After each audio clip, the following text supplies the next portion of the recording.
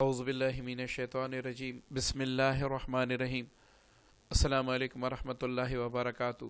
سورج گرہن جیسے کہ آپ کو پتہ ہے کہ 20 اپریل 2023 کو سورج گرہن لگنے والا ہے اور یہ صبح 6 بجے لگے گا۔ یہ پہلا عمل سورہ کوثر کے حوالے سے ہے۔ اگر آپ چاہتے ہیں کہ میں سورہ کوثر سے ساری زندگی ہر مسئلے کا گارنٹی سے حل نکالوں اللہ تعالیٰ کے امر سے، تو آپ اس وقت کو آپ ضائع نہ کریں۔ اس میں آپ ضرور سورہ کوثر کی زکوٰۃ ادا کریں۔ اب اگر آپ سمجھنا چاہتے ہیں کہ بھائی آپ اتنے اعمال سورہ کوثر کے کیوں بتا رہے ہیں، اور تقریباً ہر سورج گرہن میں اس کا ایک عمل ضرور بتاتا ہوں۔ آلریڈی ہمارے چینل پہ سورج گرہن کے حوالے سے سورہ کوثر کی زکوٰۃ اور اعمال موجود بھی ہے، لیکن چونکہ کامل یقین ہے کہ یہ سورج گرہن 2 بہترین وقت میں ہوگا، یا جمعۃ الوداع کے دن ہوگا یا پھر عید کے دن ہوگا۔ یہ دونوں مبارک دن ہیں، تو اس لیے اس سورج گرہن کی اور اس دن کی خود اپنی عظمت اتنی زیادہ ہیں کہ میں اس کے بارے میں کیا کہوں۔ دوسرا، آپ سورہ کوثر کی زکوٰۃ کیوں ادا کریں گے یہ پہلے آپ سمجھ لیں، تاکہ یہ وقت اور یہ عمل آپ ضائع نہ کر لیں۔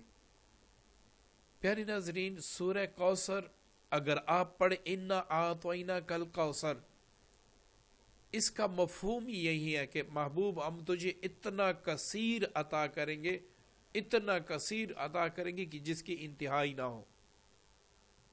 اب اس معنی میں اولاد بھی آتی ہے، جیسے کہ سورہ مبارکہ کے بارے میں تفسیر ہے کہ کافرین جو تھے، مشرکین جو تھے، وہ رسول اللہ صلی اللہ علیہ وسلم کو تانا دیتے تھے کہ آپ کا تو بیٹا کوئی نہیں ہے، آپ کی نسل کیسے چلے گی۔ تو یہاں پر اللہ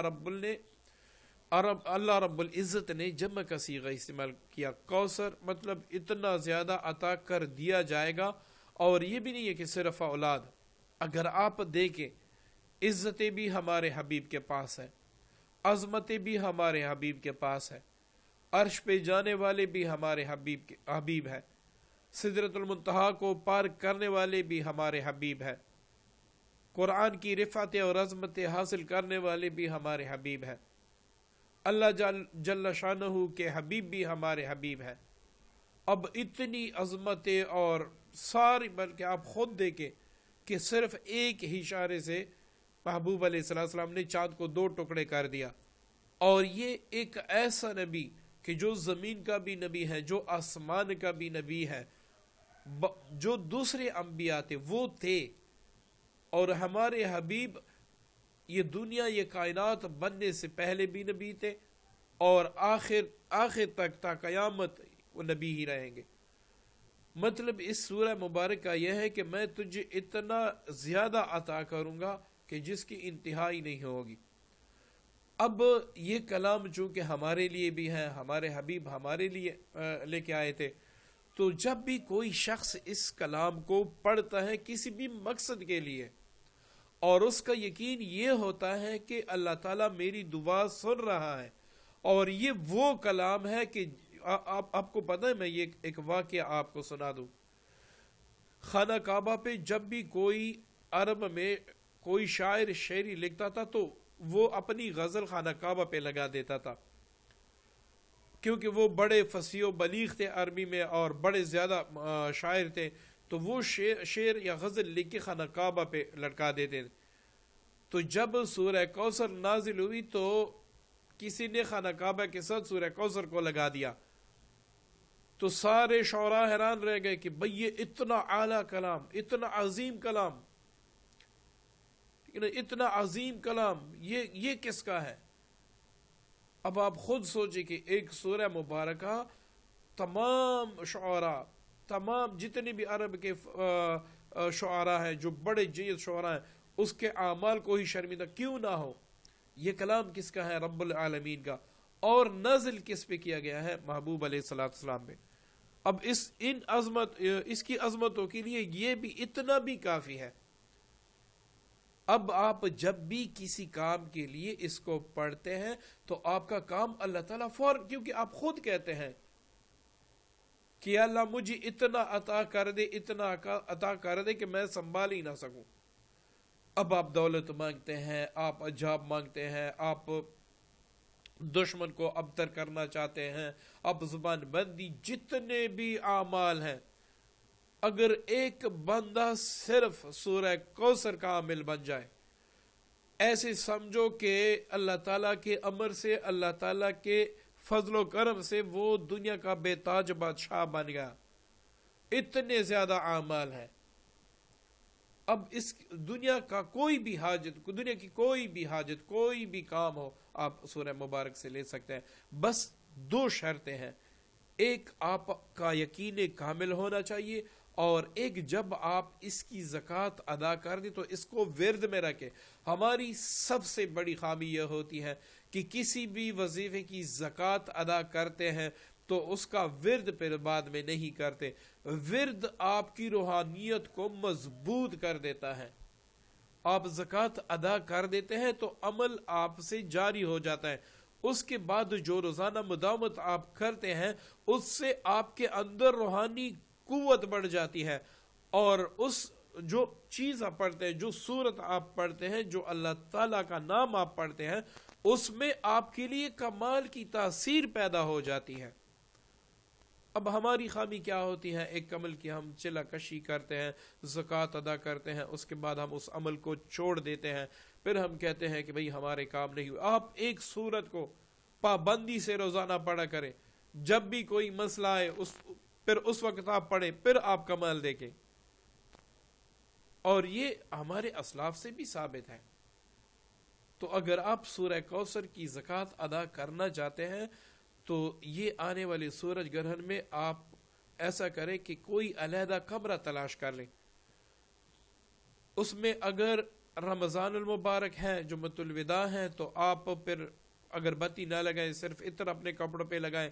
اور اگر عید کا دن ہے، رمضان المبارک نہیں ہے، تو آپ ایسا کریں کہ اچھی سی جو اگر بتی ہوتی ہے وہ پورے کمرے میں لگا لیں تاکہ کمرہ مہک اٹھے.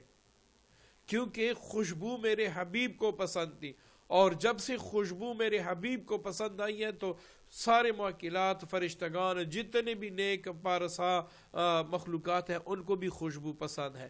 وہ بھی خوشبو کے دیوانے ہیں، کیونکہ میرا حبیب اس کو خوشبو پسند تھی. اب آپ نے کیا کرنا ہے؟ اچھے طریقے سے خوشبو سلگا کے آپ نے اول 2 رکعت صلاۃ حاجت پڑھنے ہیں. اگر زوال کا ٹائم ہے تو صلاۃ حاجت نہیں، ایک بار یاسین شریف پڑھ لیں. اب آپ نے کیا کرنا ہے کہ دعا کرنی ہے کہ یا اللہ میں اس عمل کو جاری کرنے کے لیے، آپ کی مدد طلب کرنے کے لیے اس کی زکوٰۃ ادا کر رہا ہوں. یا اللہ مجھے اس کی روحانیت عطا کر دے. اب آپ نے سورہ کوثر کو ایک ہی نشست میں 1200 بار پڑھنا ہے. اول آخر 21 بار درود ابراہیمی. اب جب آپ یہ عمل مکمل کر لیں، اس کے بعد آپ دعا کریں کہ یا اللہ جو سورہ مبارکہ میں نے پڑھی، اس میں اگر مجھ سے کوئی غلطی ہوئی ہے وہ میرے لیے معاف کر دے، اور اس کا تمام ثواب میں نے محبوب دو جہاں، محبوب رب العالمین، رحمت للعالمین کو تحفتاً ہدیتاً پیش کر دیا. یا اللہ میری طرف سے ان کو پیش کر دے اور میرے حق میں اس کو راضی کر دے. اب جتنے بھی پیغمبران علیہ السلام ہیں، اہل بیت کرام ہیں، امہات المومنین ہیں، اور جتنے بھی اصحاب کرام، اولیاء کرام ہیں، ان کو ثواب ہدیہ کر دے. اور یہ دعا کریں کہ یا اللہ اس کی روحانیت میری زبان سے اور میرے قلم سے جاری فرما دے. اس کے بعد آپ پھر 21 بار درود ابراہیمی پڑھ کر آپ کا عمل مکمل ہوا. اب اگر آپ چاہتے ہیں کہ بھائی میں طاقتور ترین عامل بن جاؤں، تو آپ عامل تو آلریڈی اپنے زکوٰۃ ادا کر دی ہیں، تو آپ نے روزانہ کسی بھی وقت سورہ کوثر کو 313 بار پڑھنا ہے، اور اس پہ آپ کا آدھا گھنٹہ لگے گا. لیکن یہ ہے کہ آپ جس کا بھی کام انشاءاللہ کریں گے وہ ایسے ہوگا کہ آپ خود حیران ہوں گے، کیونکہ آپ کا یقین اللہ تعالیٰ کی ذات پہ ہوگا. اب اگر آپ چاہتے ہیں کہ میں اتنا نہیں پڑھ سکتا تو کم از کم آپ 101 بار ڈیلی پڑھا کریں، اس سے کم نہ کریں، اول آخر درود ابراہیمی. اور یہ پڑھتے وقت آپ پانی پر دم کر کے یہ دعا کریں کہ یا اللہ اس صورت کے برکت سے، اس کلام کی برکت سے، یہ عظمت والا کلام ہے، اس کی برکت سے اس کی روحانیت مجھے عطا کر دے، میرے قلم سے، میری زبان سے اس کی روحانیت جاری کر دے. ہر دن آپ نے پڑھنے کے بعد یہ بس وہ کرنا ہے، پانی پر دم کر کے وہ پی لیں. ہفتے 2 ہفتے بعد پھر آپ دیکھیں، مجھے یقین ہے کہ آپ مجھے ضرور دعا میں یاد رکھیں گے. اور یہ ایسا عمل کہ اس میں اتنی طاقت، مہینے 2 مہینے کے بعد پتہ نہیں ہی آپ کیا سے کیا کام کریں گے انشاءاللہ. میرا یقین ہے، کیونکہ میں جانتا ہوں، مجھے یہ یقین ہے کہ ہر کام رب العالمین کرنے والے ہیں اور ہر کام میرے اللہ کے امر سے ہوتا ہے. اب آپ ایک منت کرتے ہیں اللہ تعالیٰ کے سامنے، آپ گڑ گڑاتے ہیں اللہ کے سامنے، تو یہ کیسے ہو سکتا ہے کہ اللہ تعالیٰ قبول ہی نہ کرے؟ تو یہ طریقہ تھا سورہ کوثر کا. انشاءاللہ آپ ایک بار زندگی میں زکوٰۃ ادا کریں گے، دوبارہ آپ کو زکوٰۃ ادا کرنے کی ضرورت ہی نہیں ہوگی، آپ کے سارے مسائل اسی سے حل ہوں گے.